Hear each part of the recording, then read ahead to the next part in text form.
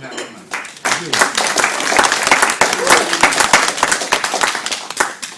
now, next up, is Fritz O'Skennick. I'm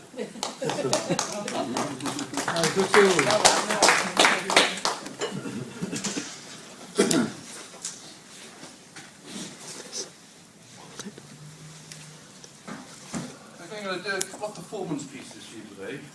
So each one's character-driven sort of thing. So follow a different character for which bit I do like. Okay, so the first one. My Cockney character. Alright, Fritz O'Skennick here. I'd like to do a piece for you, so shut up, button and enjoy my words.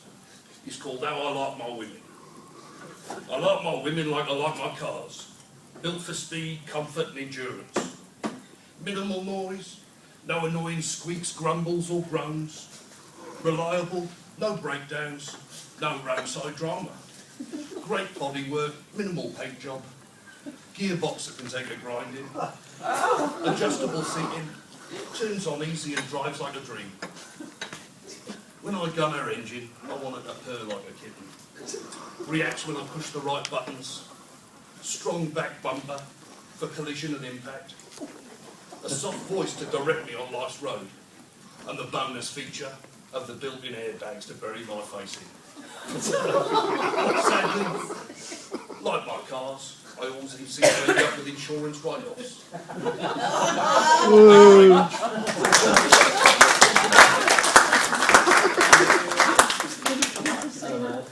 Initially, when I first started doing it, I was going to do some mental health pieces, but I figured, you're going to be wanting to be entertained rather than, So I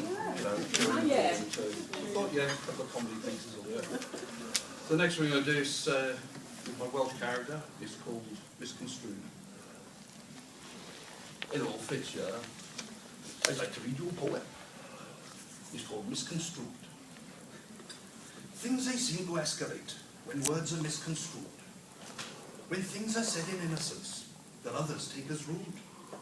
Just the other day I saw my neighbour fill her car with all the junk from round her house for scrapyard or what.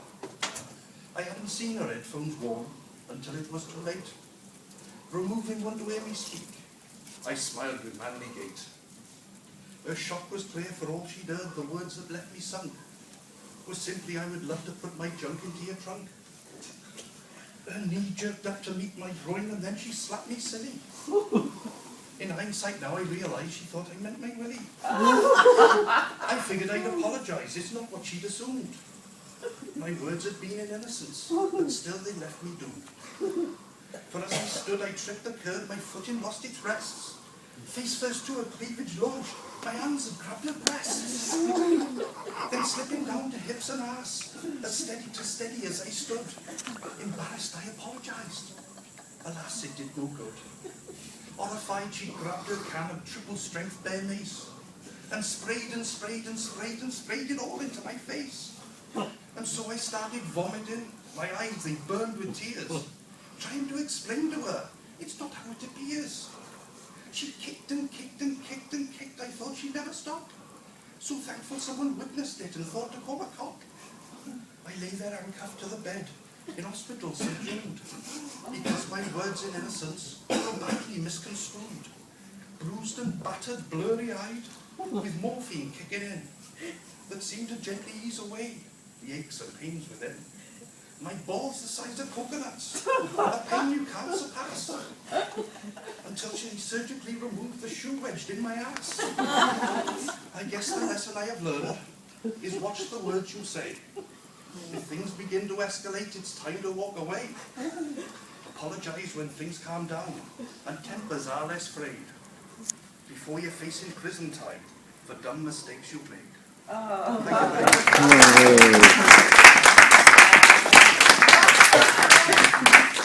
you very much. And my final piece is it's a prose piece. If you can imagine it, when I normally perform it, it's, I do it in a doctor's coat with glasses, shirt, tie, my Dr. Fritz character. Good evening, ladies and gentlemen. I'd like to share with you my thesis in pre-menstrual tension. Pre-menstrual tension is that time of the month when the male can do absolutely nothing right. He lives in fear of his life, and he'd rather kill himself than await the killing blow that could come at any time. It's that time of the month when reality takes a break for about 5 days, and the females in his family unit swap places with their evil parallel universe counterparts. Or maybe they pull a Jekyll and Hyde. Not too sure of the details. Further analysis is needed into this phenomenon. Now that said, there are signs in the build-up to the event. Number 1, it is not your imagination. There is a dark cloud developing above your house. It's nature's warning of the coming storm. Heed it. 2, those alarm bells you hear ringing in your head. It's not paranoia. It's a repressed memory of this time last month resurfacing, where your mind has tried to protect you from the horror. This is simply a biological coping mechanism that activates in the male every 3rd week of the month. Complete amnesia of the previous 5 days allows the said male to live in blissful ignorance and denial of the developing post-traumatic stress syndrome. This also accounts for the somewhat shorter lifespan of the male.